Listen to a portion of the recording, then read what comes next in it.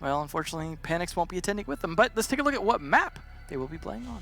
Yep. Now, remind you, if you're on orange, which is Penta's pick here, they're playing defense, and the attacks for Team Empire. And we're going to play on Coastline, my favorite map. And you know what a lot of people say? If you want to beat Team Empire, go play on Coastline. That's what people say for online and offline plays against Team Empire. Well, I imagine they're looking to shore that up. Let's see what you guys think about it, though. And all right. Yeah. Penta's built themselves up a little bit of a following here. Yeah. I don't think people that voted realized that Pengu's no longer on the team. I don't know. Like you said, they've been doing quite well recently, so it doesn't surprise me that much. Necessarily in Empire, a little bit less of a known quality coming up from Challenger League, but we're starting off. Let's do it. Let's see how their Coastline is. Let me remind you of the matches that Penta Sports have had recently. So this is a team that, won in Castle Siege. So technically they are the German champions. Also, they are the French champions. Well, nationally, that is. And then at DreamHack Winter 2018, they beat Niriki. Oh no! They lost the G2 in the in the groups. Then they beat Niriki again. Then they beat Chaos 2-0. Beat SSG, an amazing team, able to beat them 2-1. And then in the grand final, lost the G2 2-1, which made G2 the winners of DreamHack Winter, sure, but because of how the disposition functions for the slots, it meant that the game between Penta and SSG qualifies the winning team to a 6th Invitational, and that's how things worked out for Penta. And now, Ash, Montagne, the 2 first ban operators, Mira will get removed, which means we won't really maybe see any defenses up in the loft. Yeah, possibly. I mean, 3 sites often have to be played, but all 4 are good. You will be seeing a lot of Ash bans against Joystick throughout the season, very likely. Yeah, if you could ban both Ash and Jaeger, or all operators against them. Yeah, definitely a case where he is very strong on those 2 operators, and he usually shows. Ash gets banned against him quite a bit. Most teams do not want to ban Jaeger, so you will most likely see him playing on that once they're on the defense side here. Joystick often switching to Jackal whenever Ash is banned, so you probably will be seeing him play quite a bit of that as well. But this was Jackal's map where he was introduced. And this is one I think he's decent on, although controlling roamers on this map not nearly as difficult as some of the other maps where you often see Jackal played. Capital going to be 6 picked in there, but possibly changed to a Dokkaebi. There we go. Pulse going to be snuck in as well by Ravon. So we'll see how that goes, along with the mute to potentially help also protect him from being caught out as he plays. They are going to be playing in Hookah first. As you said, without the mirror, not as likely to play inside the penthouse side, but still doable, just a little bit different way to play it. Maybe not as reliable as people would like, so Hookah will be first. All right. So, start off in Hookah, as you say. Sir Boss is, of course, playing the mute in here. In my opinion, pretty good mute player. I can't wait to see what would happen on the attacking side, because we got 2 great Ying players on Penta Sports. And, of course, she is not banned in here, so that'll be fun. And, of course, Revan playing the Pulse here, expecting to have him downstairs in the blue bar for quite a bit. Hungry setting things up. There's the Mira ban, so you're not going to see any Mira windows that are tricky here and there. Overall, pretty standard. I think we've seen Coastline so much in the previous season, and even before that, that this is just, you close your eyes and you think about it. And, okay, we're attacking the top floor. What do we do? Well, we have to clear the bottom, just in case. Why? In this case, there is 2 C4s that we have to wait out, that we really have to deal with. And that's what Joystick's trying to do here. He actually plays a pretty decent Jackal. And running the PDW-9 means he just gets more firepower and a beautiful scan on the Pulse. Literally the player that he's hunting in this situation. Yeah, he's definitely got to try and track him down. And very often you'll see them playing inside the kitchen, which is very likely where Pulse is. Yep, there he is. Inside kitchen. This is a pretty typical play just because of, well, you're below at least one of the bomb sites. In this case, it's not necessarily Hookah. It's below the penthouse side. But still, it's an area where you can kind of hide out until you're needed later. But as he starts to get hunted, could be down early. Although this is going to take up a lot of Joystick's time. And in doing so, he's such a frag-heavy player some of the time, but also a very unpredictable one, that Ravon's going to have to be smart to stay alive in this as more footprints get tracked. Yeah, of course, with the footprints, they don't really disappear, so you can just keep scanning Pulse again and again. Now, a beauty of playing the Jackal is that you are not just detecting your opponents, but you're also making sure that they can't really play against you. Now, those joysticks see that the Maestro is there. No, fire has just been set in, and there you go. Joystick does a lot of damage. Reven's actually dropped on the floor, but he'll get easily picked up here by Sir Boss, I believe, just playing right next to him, which is what you'd be expecting. Two C4s next to one another makes a ton of sense. Thermite already made it happen, but Revan will connect. Shockwave will go down, and that's now 2 players that are off the board for Empire. Well, you could blame it all on Joystick, because had he got that kill into the Pulse, then he would have also saved his teammate. But the Mute Jammer did a good job of disguising the Maestro. However, enemy taking down Karzeka. This is down to 2v5 already. And 56 seconds left. This is not looking good for Empire. I believe it is said Karzeka. Yeah. I've been corrected. I can't say it very well. It's so hard. I know. Such a majestic name. This is what I strive on. Literally my only skill as a commentator. It's okay. It's all right. You'll get it. As long as, until they introduce the 2 new ops, then I'm screwed. Well, there you go. Enemy will find one, and last alive is Shepard. And you know, SMG-11, well, in this case, the CZ-75 is pretty good secondary, but not good enough to face off against enemy. And he's just raising the back. That's all he needs. It's all easy. It's all okay, smooth going. That was a great round for enemy as well. He got quite a few kills from his position, and then that C4 that came out from Reven almost immediately after he got revived as well. Definitely helping out, but they're going to have to do a little bit better job droning next time and not just count on, oh, we've got a footprint, we know how to execute, because the Mute Jammer that Maestro was standing right on not only made it hard to find him with the drone, but also protected him from any phone calls that might have come out from Shepard to try and help. Indeed, a very good point, actually, and there's the thing, you don't want to run the Pulse solo. No, you want him to be able to look at his heartbeat sensor, not get shot in the side. Indeed, and that's why the Mute was there, and here we'll get a 6th pick for Revon, and he'll go back to the Mute, which is great. Smoke and Mute have had, I can't wait until we get statistics so we can actually show the pick rates of these operators, but my God, need to locate and both bombs. Mute and Smoke have definitely, well, Smoke specifically has been up there literally all the time, but Mute is climbing his way to the top very quickly. Sometimes I almost feel like we see more Mute now than Bandit, which is... actually, yeah, that is 100% true. We do see it. Why? Shotgun plus SMG-11. You can now forego having a Smoke because of that change. If you haven't played the game in the past couple months, the hell, maybe you should. Number 2, for Mute players, this was a godsend. It's like, oh, now I don't have to use the M5K all the time? Great. Yep. I mean, it's one of those weapons that's much better with an ACOG sight. As you know, you see the Doc and the Rook with the MP5s. I mean, actually, it's not an MP5. That's why I said with the MP5. Sheesh, man. I knew that was coming. Walked right into it. But yeah, you know, it's one of those guns that it doesn't do a lot of damage. So having the ACOG gives you the ability to be a little more accurate towards the head, which makes it much more likely you're going to land a kill. So, you know, it makes more sense on Doc and Rook. But now that you can run the shotgun SMG-11, as you were saying, on Mute, it starts to become a little more versatile. Indeed. And obviously it is still a choice. And having the choice, having the option is definitely what makes the game better, in my opinion. Just flexibility for any player that wants to change up their style. There you go. Karzeka is just watching to make sure that there's nobody that can push him here from the security room, as Revan is in there and does indeed have an SMG-11 trailing right on the entryway. A spot in from Joystick, as he's going to have some info. The player upstairs, they'll bash through the walls here. They realize it's all open, and the player in the back is no longer here. He's just keeping them on the move, and that's Sir Boss on the castle. You can tell by the pauldrons, the shoulders that he has. He's doing a good job staying mobile enough, but also Joystick's not giving away his position, which is smart, until he actually has something concrete to act off of. It's going to give a little bit away there, opening up some of the wall, but he's acting a little bit like Buck in terms of using the ITA, give himself some sight lines. So that's a good use of that as well, to be able to do something, but just Sir Boss playing just tricky enough. Now he's got to deal with one on the bar as well. Yeah, there are 2 players, as you highlight, in this position. There's not a lot of flexibility for you to move around in that position. Shockwave is going to go down on the floor. Both smoke canisters actually, or smoke grenades, will get used. Joystick just spraying in, hoping for a headshot.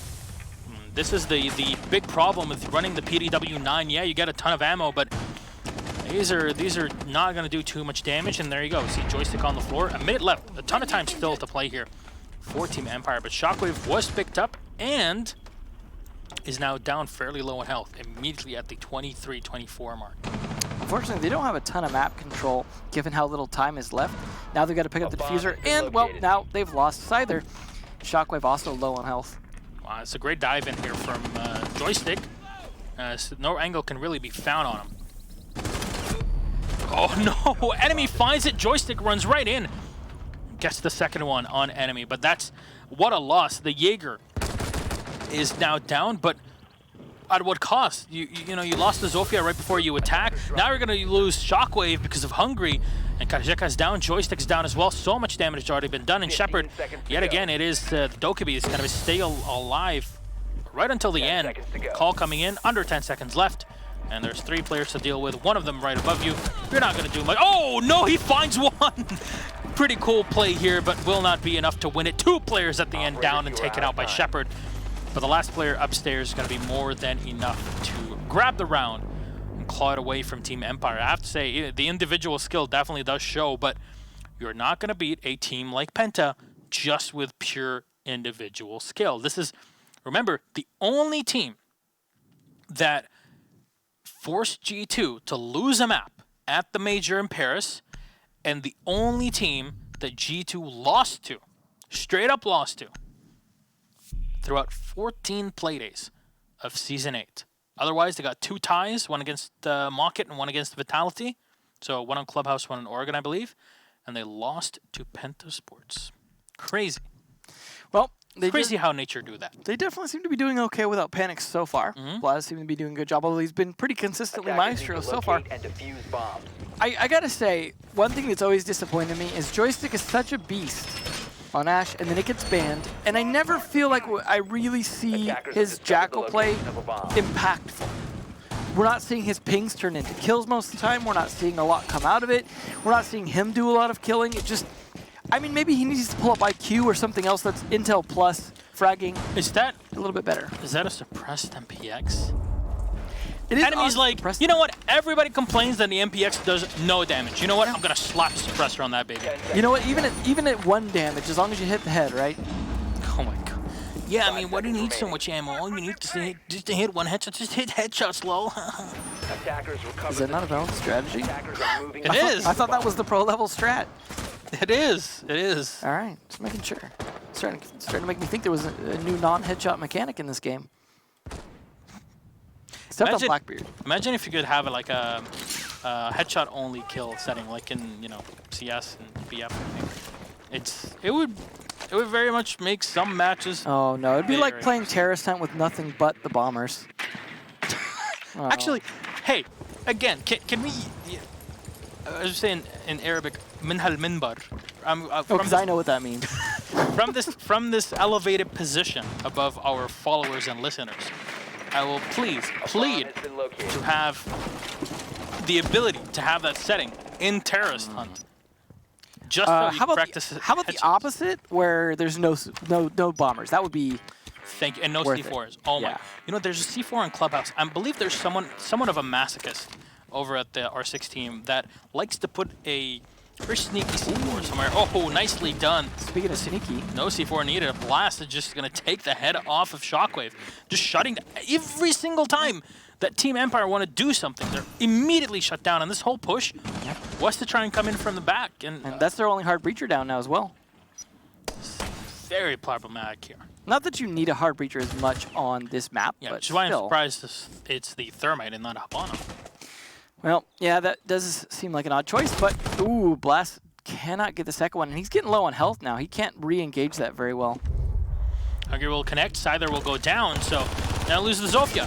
A lot of your soft destruction is now out of the way. Karajeka, though, will refrag, and Surboss finally taken away. Enemy, though, will find one. There you go. That's MPX with the suppressor. I can just hit a headshot, and there you go. He'll get the kill. Joystick eliminated. No more Jackal. Shepard and Karajeka alive. Last 2, yet again on the squad for the Russian squad. This is a lot of 2v4, 2v5s coming out from Empire. Now, one point that this should be an easy kill here. Again, oh, there you go. Finally, Shepard. That got a bit too close. I gotta say, Shepard's been doing pretty well with the Dokkaebi. Yeah, I don't know if I want to blame this on like the MPX suppressor or what, but I think there's going to be a reset here. Yeah, there you go. Blast going to be up to 50% health.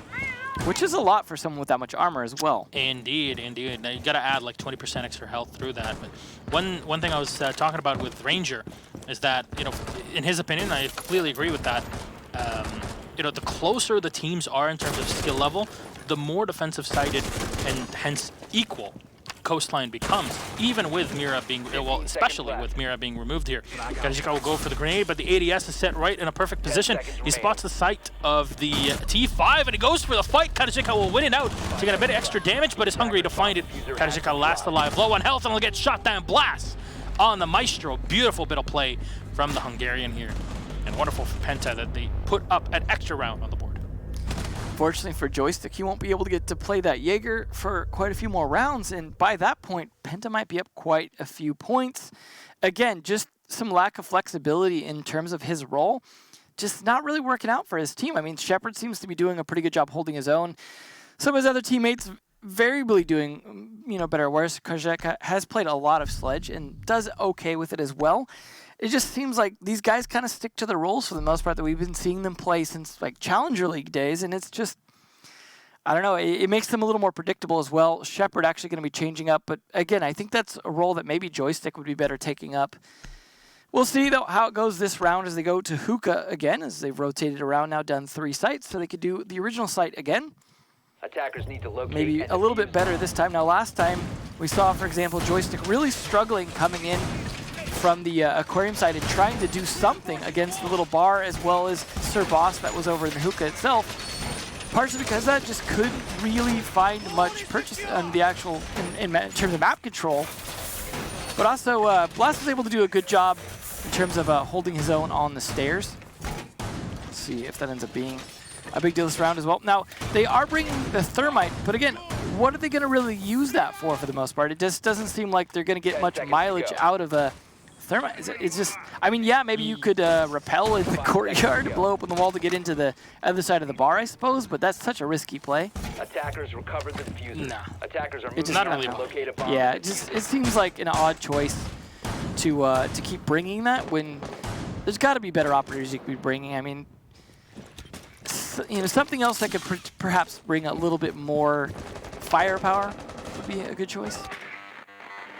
I really just think Team Empire are not really running well when it comes to communication between them. They're not really allowing the usual fraggers on the squad to really do much, and Joystick is just going to do the same thing as he did before. And I'm not sure if it's really just Empire not communicating well, or Penta just really understanding how to deal with them, because it's just a repeat of the same strategy. Blast just, this is, I want to say this to everybody that's like, oh, I had this guy in my ranked game, and he was like roaming with a dog, and I just hated myself in that situation. He's roaming with Maestro. It doesn't matter.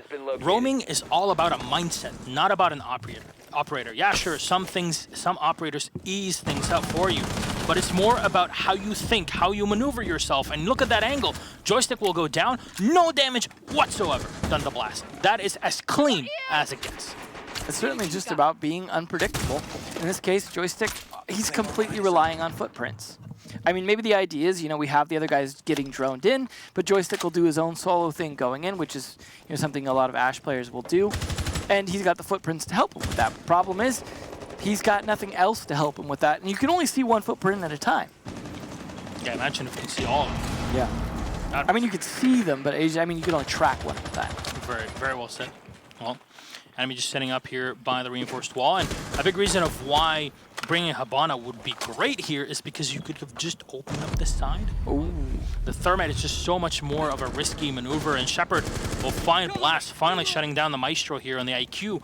The amount of time that's already been burned, I really hope that Blast has set up his Evil Eyes in the correct position to face any potential smoke play, even though there are no smokes available.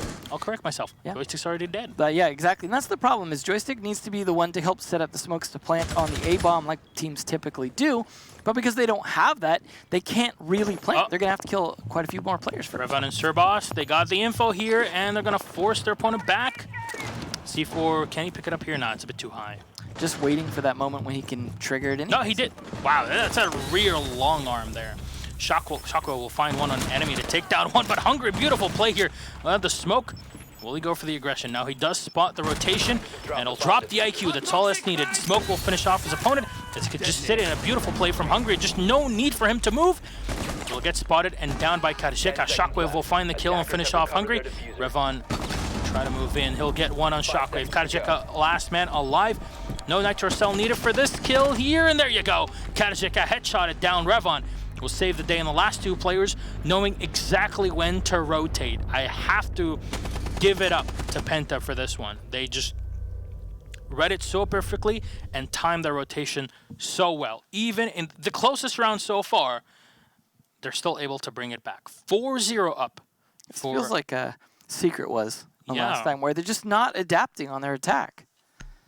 They just, I don't know. This was the big conversation, actually, Devin. I really want to hear your opinion on it. A lot of people were saying, you know what, Team Empire dominated everybody in Euro Cup, which we both were there for to see live.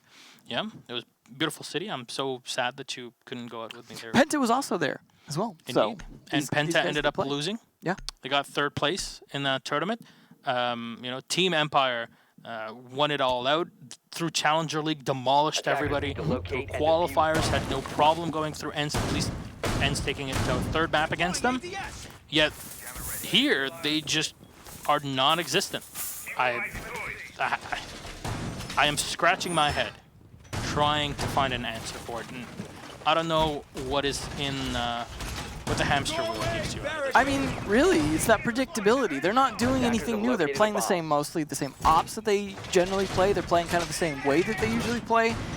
Yeah, it worked great in Challenger League against teams that aren't as great at the research and having a coaching staff and being well prepared for things and knowing how to play against them. Not to mention, you mentioned, oh, Coastline, not a great map for Empire. Well, that's the map they're playing on. It's just, there's a lot of things working against them. They have a lot of individual skill, but they're too much of a known quantity now. And when you want to come in from Challenger League, you want to come in as much of a wild card as possible to try and take some surprise off them. They just do not have that right now, and that's what they should have been working on during the time off. They should have been spending that time going, okay, people know certain things about us now. What can we change up so that we're not falling for it? And also, we need to make sure we do a good job of getting our homework done as well to make sure we're prepared for teams like Penta. It's, you know, they should know Penta a little bit better because, well, they were there in Milan with them, were able to beat them before, but just, if I don't even see Joystick playing another operator, it just, I don't know. He's doing the same thing. Like, what is the definition of insanity? You know, a bit of a Far Cry reference here. Honestly, if Jackal was working for him, great. And, you know, I could understand sticking with it for a while. But it's Thermite. This is all he's doing. Yeah, and Shockwave being on Thermite consistently. Karjeka's doing a decent job on Sledge. I think he consistently does well. And Shepard has been doing mostly well on whoever he's playing. Scyther's been in the middle of the curve, but Joystick and Shockwave just aren't able to put much on the board. And that's the problem. It's very similar to the stream where, you know, you have your top players, but they're not really showing up, and we're not sure if it's communication or not. And there you go, Penta are just getting together here, trying to push away any attackers coming in from the hallway. None of that so far. Karjeka will continue to drone in. He's very low on health on the opposite side of the map. Scyther and Joystick still upstairs, at least Joystick on his own. No support so far. Scyther is downstairs. Try to support each other from the top down. Now, what we saw before is the Sledge of Karjeka destroying the soft wall, and I'm not sure if there's a soft wall still here. There we go. It is a soft wall. They need to reset him first before he does anything risky, though. Oh, well. Speaking of risky, finds a kill first just to make sure. Sir Boss, though, sneaking up on him. Sir Boss, one bullet is all he needs here to finish things off, and there you go. That's one. Karjeka is down. And while they lose the grenades, which is going to make things a bit more complicated for you. Rotation hole being wide, and here is Joystick trying to find an angle on his opponent below. And that's why you would like to use the ITA, but he's not going to find anyone. He finds the Maestro for just a second. Hungry's still alive as he fights to the death with his shotgun. And he's going to go close up to the stairs, and his opponent, Shockwave, will just enter. This is the kind of communication you're looking for. The Thermite will move in by the soft wall, but Blast will not fire in, and Diffuser will get set. Sir Boss trying to fight from above, but the Diffuser's not being planted here. It's planted right next to the side of the wall, and Joystick will find it finally. Thank you, Joystick. Finally finding two at the end of a round. Actually living till the end of the round is already an accomplishment. Getting 2 kills in the process. 2 thumbs up for that round for you. Hopefully that trend continues. Otherwise, you're going to be going into your defense pretty far behind. Already, this is not great. Yeah. I mean, this is the map that, obviously with Mira and Echo being banned, will very much sway just a bit in favor of the attacking side. Yeah. And in theory. In theory, that is. Of course, we are speaking theoretically, and it's not always something that will apply for every single game and every single opponent. But see how things go here. Vigil is going to be an interesting pick for Sir. That seems like an odd choice when you know he's consistently running Jackal. The one operator that counters you. Play Caveira? I suppose, but it's just a case of like, I mean, Vigil's a great operator with two great guns, although not as great in the SMG-12 as he used to be, but still. It's just, it is odd to me that you would play an operator that is countered by the Jackal, but at the same time, I suppose, again, there's only 3 sets of footprints he can track in a given round, one at a time, and chances are they'll end up probably being enemies anyways.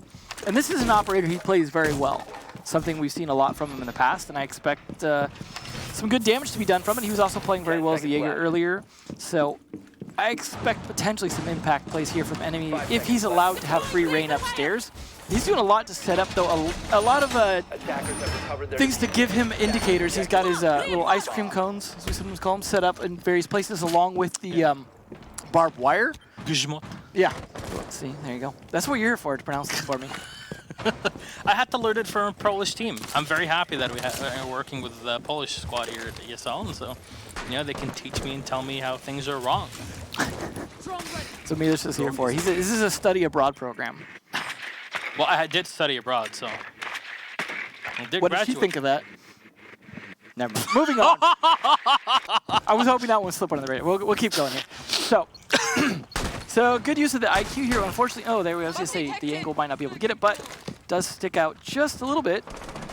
Give him some ability to set things up so they can push in. This is kind of the intel collecting portion where they're just not collecting a ton of intel, even a lot of them not on their drones. Even if they're droning very well, Empire have a ton of work to do with the Jackal, but still nothing they could find. And well, they at least will find the first kill, and that's Sir Boss, and first the Vigil taken away. Blast now dead instantly by Shepherds. Enemy close up to the Habana and loses the fight! Shockwave! I feel like Empire finally turned their monitors on last round. They're doing significantly better this round. It definitely would help, that's for sure. I hear it does. Well, so far, down to a 2v5 in a situation that usually Empire would have been in.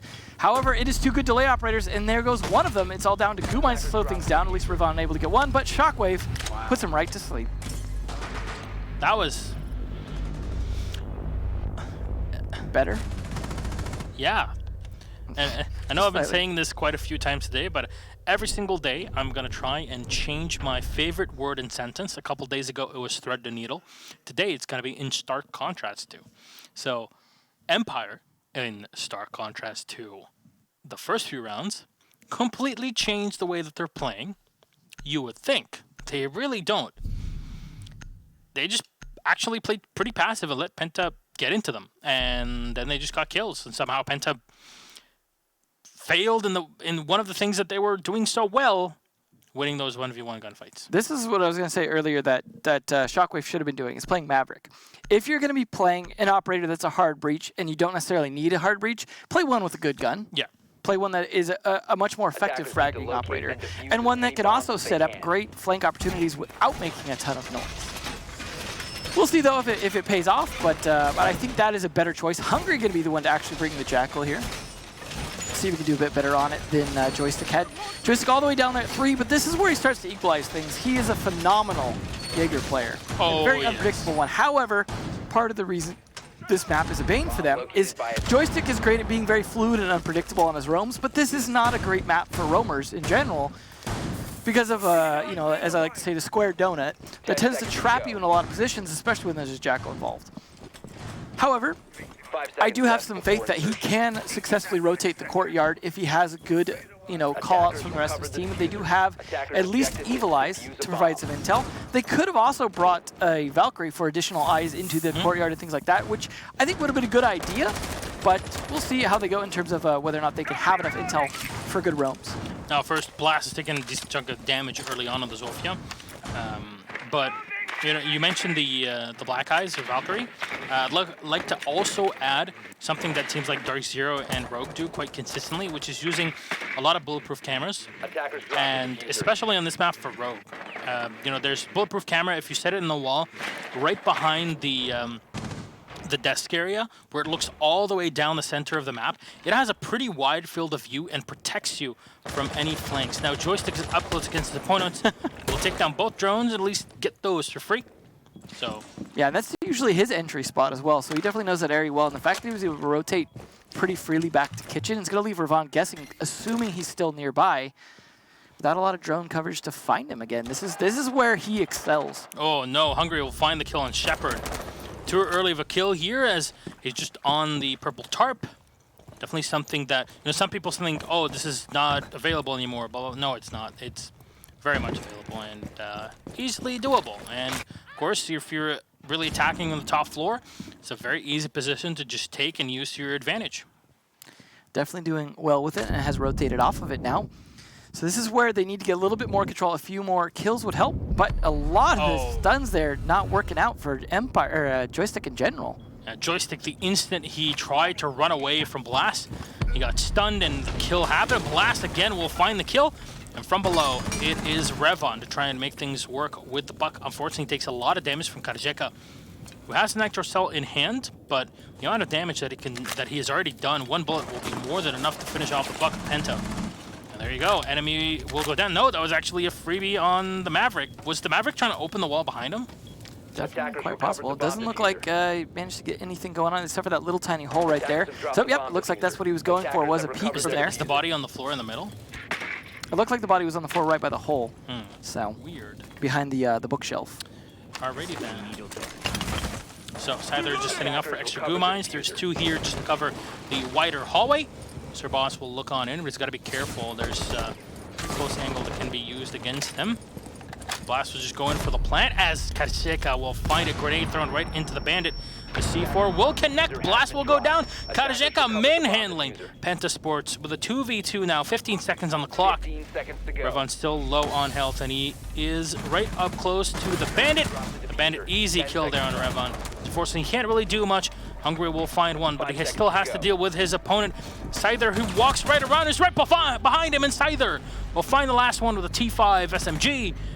And that is what Empire needed, an extra round on the board. And I have to say, Karjeka's bandit play was absolutely fantastic in the round. And that's what I mean by people sleeping on him. He's definitely a fantastic player, but it was a situation where on attack, they're just not doing a good enough job kind of corralling the players before they make attacks on them, and losing a lot of gunfights due to flanks and such by just good roam play that they weren't able to control. Whereas on defense, they do a much better job acting as kind of a cohesive unit. You even saw Karjeka there at the end, very low health, still managing to stay alive, and guess what?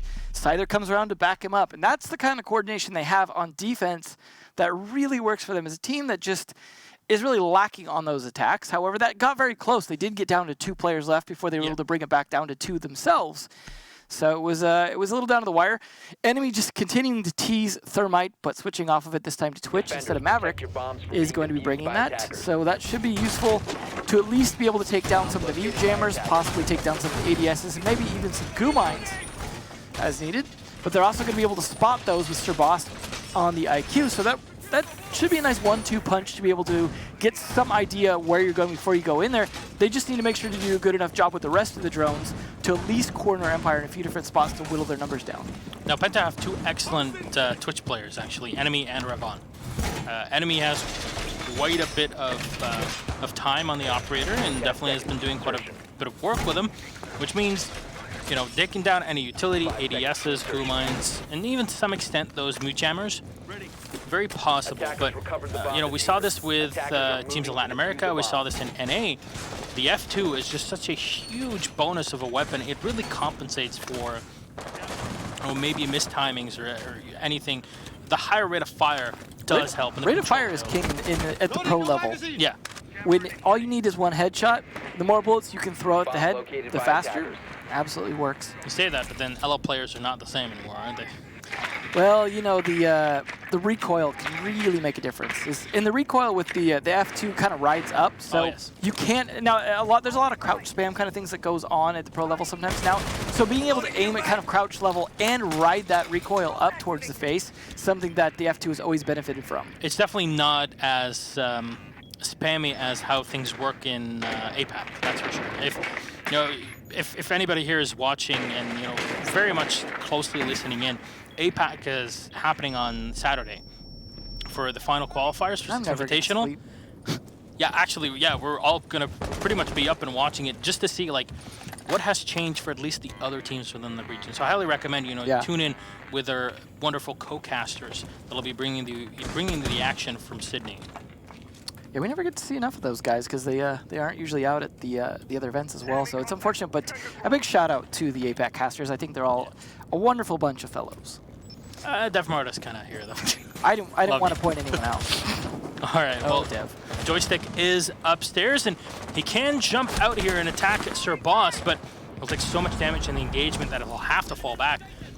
It's too bad he doesn't have a dock on his team. I think I remember Shepard playing a lot of really good dock past, but he is still going to be a force to be reckoned with, although now at least they have some idea where he's at.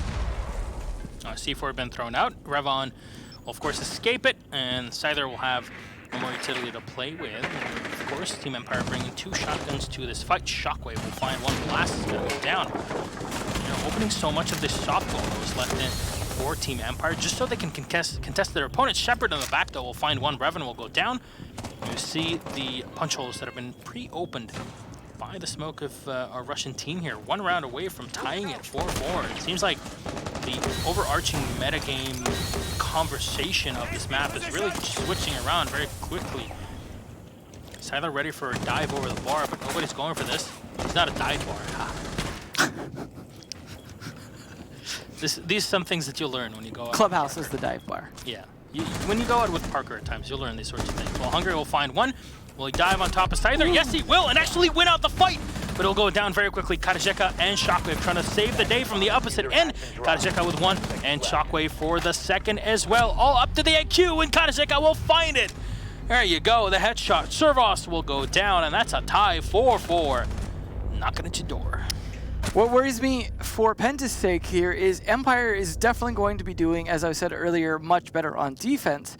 The fact that they were able to manage to take 2 rounds on the attack towards the end, get a bit of momentum to swing into the defense, makes me think that we could see either a tie or Empire coming out ahead on this, because Penta are going to have to do some pretty heavy adaptation and really singling out players of Empire, because you see them doing a lot of good job, or a good job watching each other very often. Joystick is the one that's going to be playing solo, but he's also the one that definitely doesn't need someone to trade for him as often. He kind of does his own thing very well, and also makes it hard for them to get map control, to get flank positions on the other players.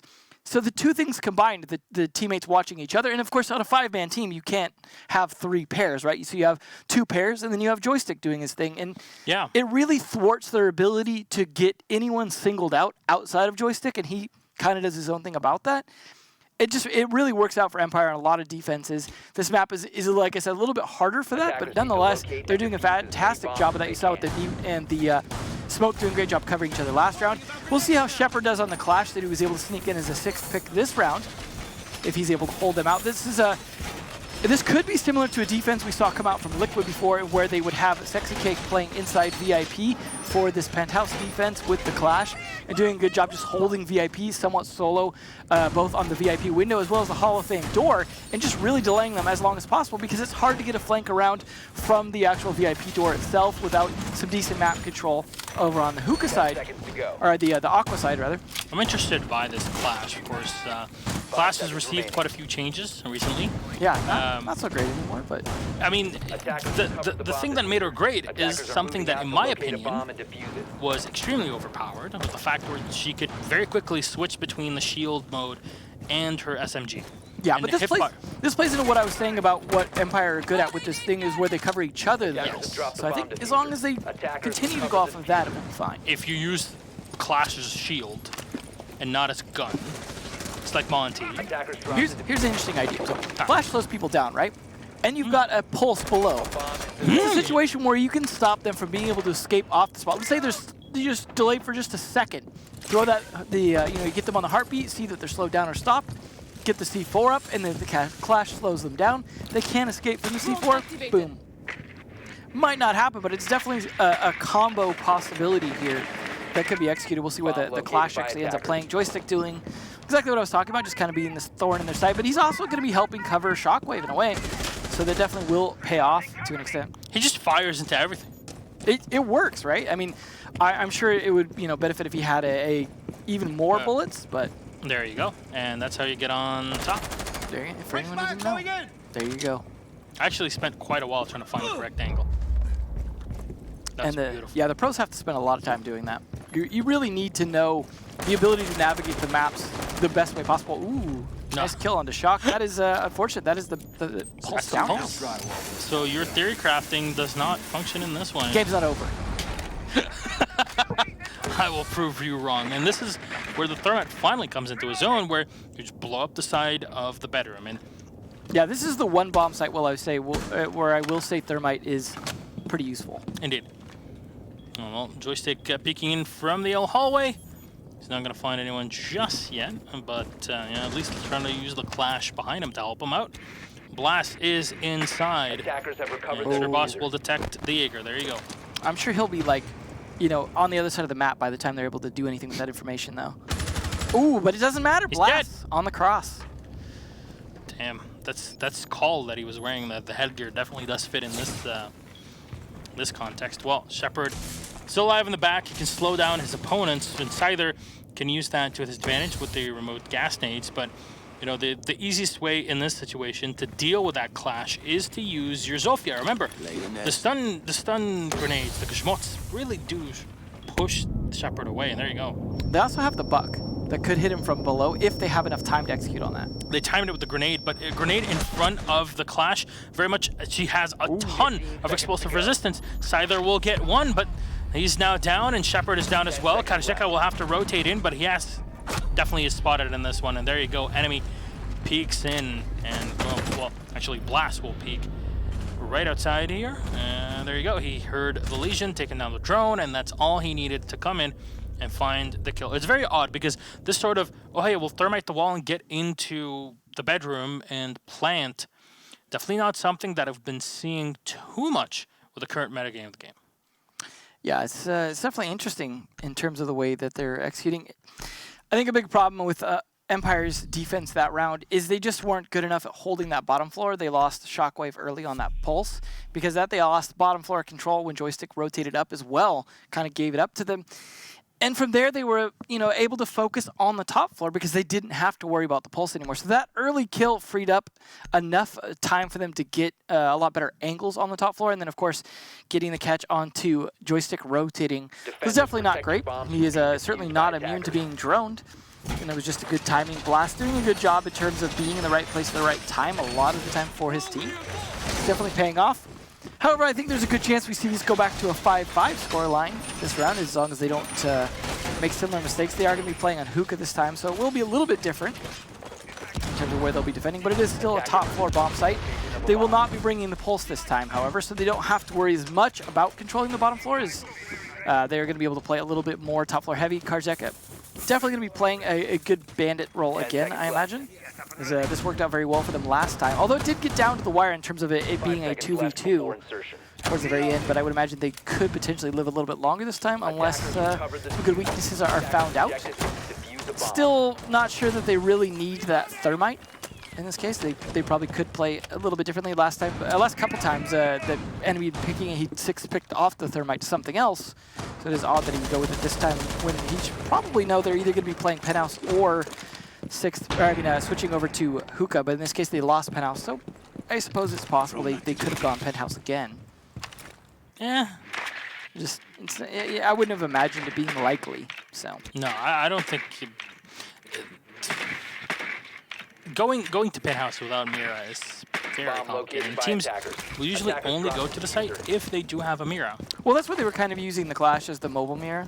So, I mean, it made some sense that they were trying to go for that approach. It just didn't work out in the end, just because took too much damage, and of course they did have the Zofia. Yeah, and this is the idea now. It's like, okay, you know what? We're not really prepared for it with the abilities and the utility that is afforded to us in this round, so we're just not going to play it. And we'll make Also, they have a Zofia and a Capitao, so that would not be something you'd want to deal with as a clash. Indeed, indeed. And well, Joystick is still downstairs, obviously moving constantly, keeping his opponents on their toes. And so many murder holes have been set up for him as well. Revon's on the opposite side here, right in the office by the blue bar and spraying in from below.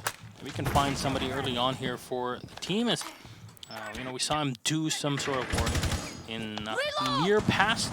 You can definitely blow up the floor. And there we go, right now as we speak. Blow up the floor right next to their opponents, but Joystick will get spotted as he moves away. He's going to try to fight it. No damage done to him, though. Revon will take one bullet. And I'm not sure if Joystick here, I don't know if I heard him using a suppressor or what, but he definitely has some idea where Revon is, but Revon also, I think, is kind of read into this. There he is. He knows the flank is coming. A little predictable, I suppose. Oh, well done here. Joystick will fall, and that's the entry frag that was required for Penta Sports. What do you do when you want to take the top floor? You clear the bottom one, and that's exactly what happens. Coastline is so easy to read at this point. It very much is a complicated checklist, or not so complicated kind of checklist matter. Now that is the Capitao down, which means if you can burn more time, they're going to be much less effective on trying to make this plant. And 35 seconds left, it's going to be tricky. Sir Boss, unfortunately, wishing he still had grenades here. Shockwave will take out one more. Spray right to the side, and Sir Boss Tamao hitting the headshot here. Shepard watching in, but the diffuser's already been set. Penta find the opening. They just move inside there, will get one. Revon is removed from play. Not sure why. He turned away right at the stairs here. Maybe he was confused by the audio cues, but Enemy and Sir Boss will try to clutch this one out for the team. Both have line of sight in here. Goomine is going to get set up right on the window, which will slow anyone down if they really want to go up from the big window. Not the case in here. Try to defuse this one as Enemy's going to move up real close. They hear the diffuser happening. Shepherds will land one. No shot. Oh, no time. No time at all here for the IQ to come back in. And Siler would just keep sticking it and knowing that he can just play this for his advantage. And the smoke using his last gas canister right at the door, that really limits line of sight. Like, you think, oh, it's just yellow smoke. It really hurts you. You really can't see what's going on behind it.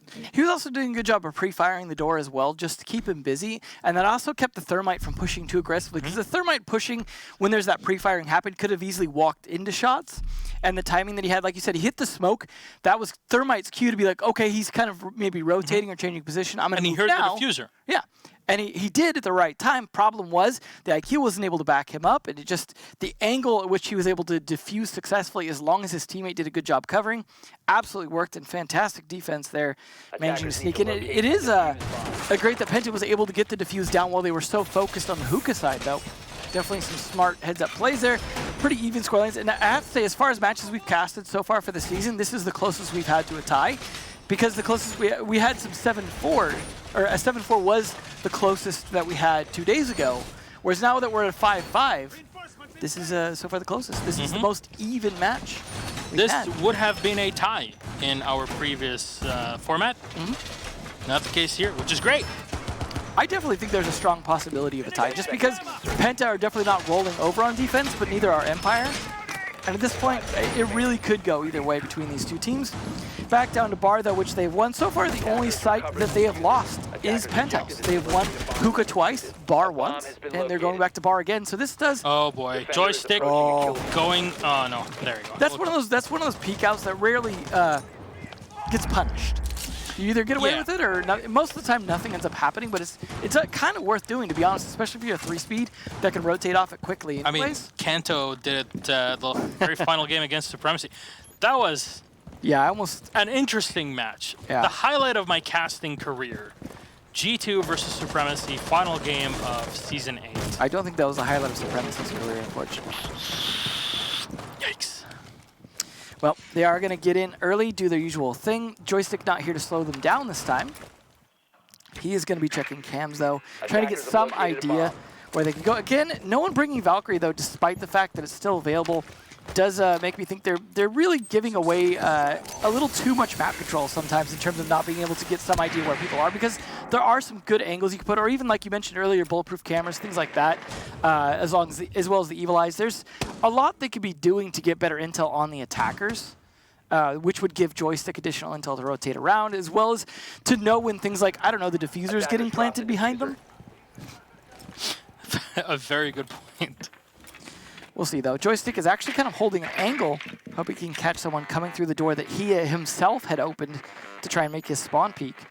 These drones managing to get away a little bit despite the mute jam. I mean, mute jammers, to be honest, we talk about them just, you know, stopping drones, but realistically at the pro level, they rarely stop drones.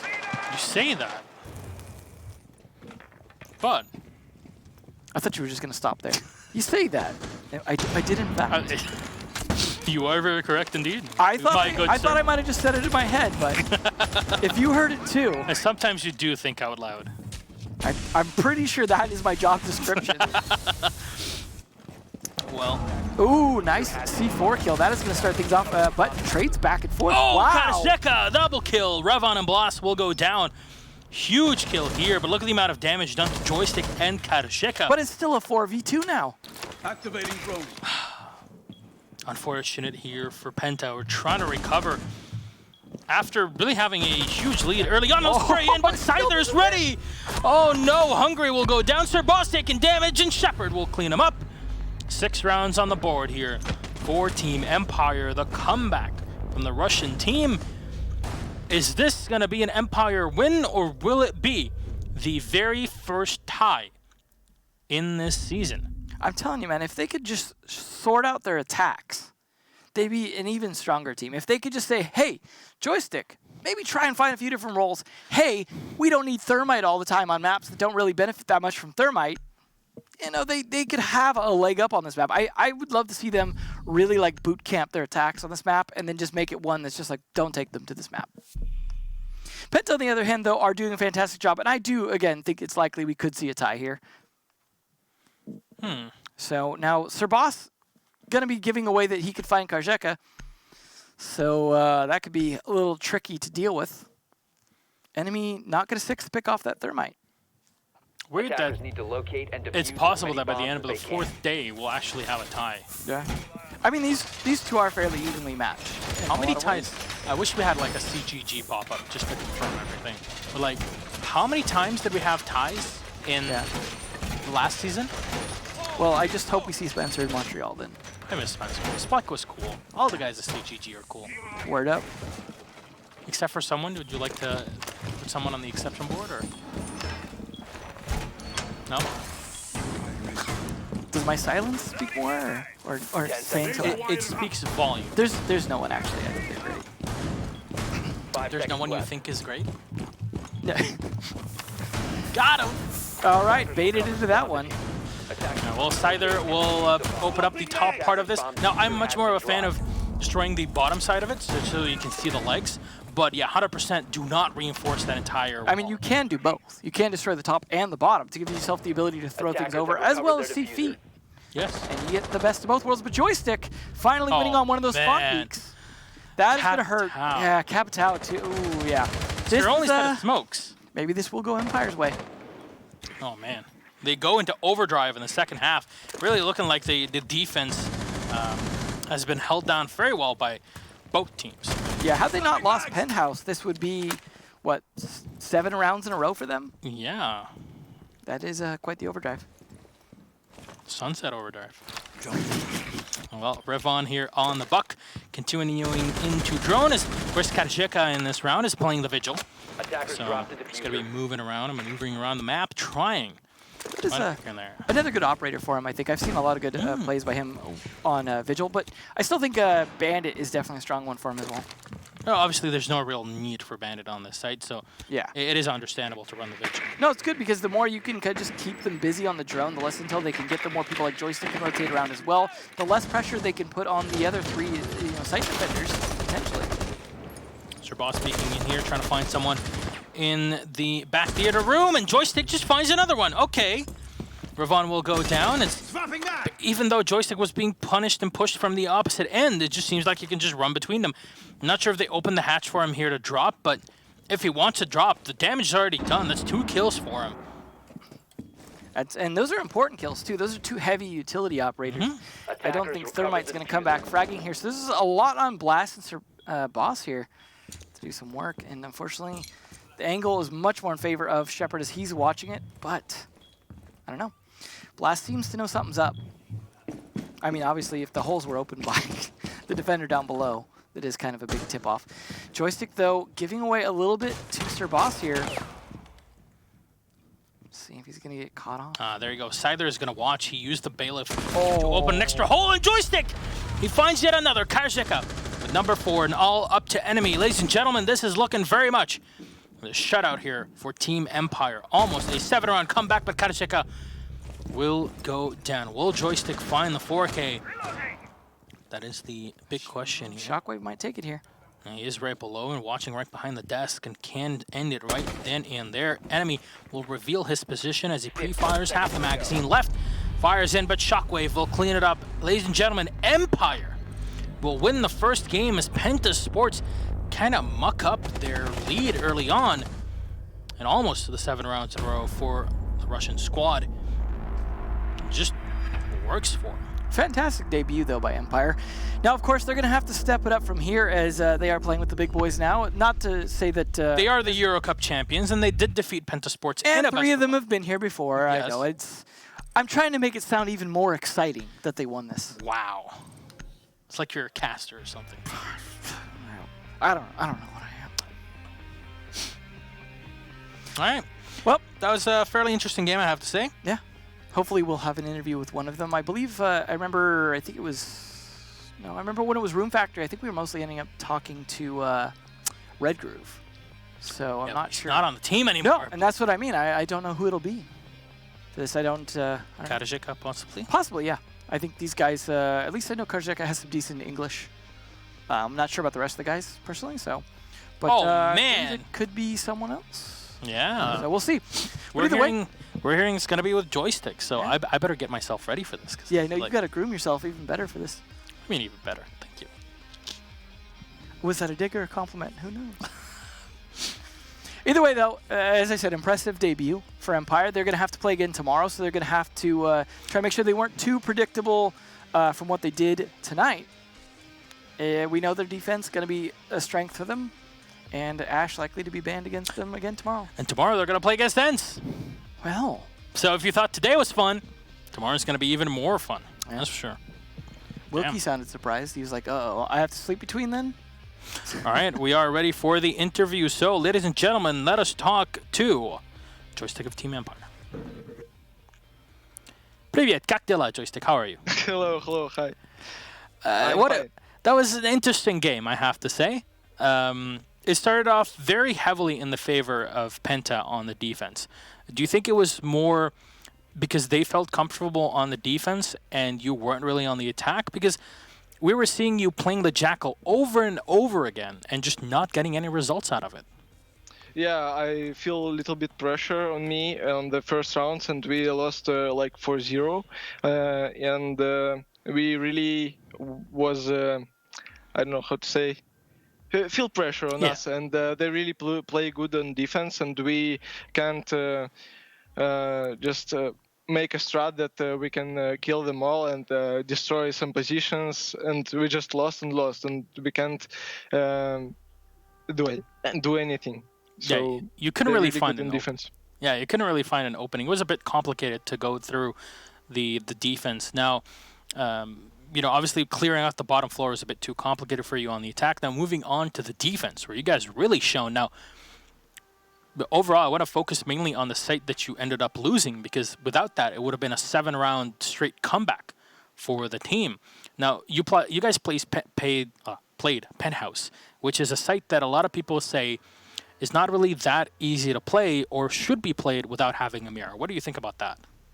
We just tried something new. We just tried to play aggressive to miscommunicate opponents and outplayed them, but we can't on penthouse and we lose that side. But yeah, we tried to play aggressive on this side, and we can't. And then we picked kitchen after we lose this.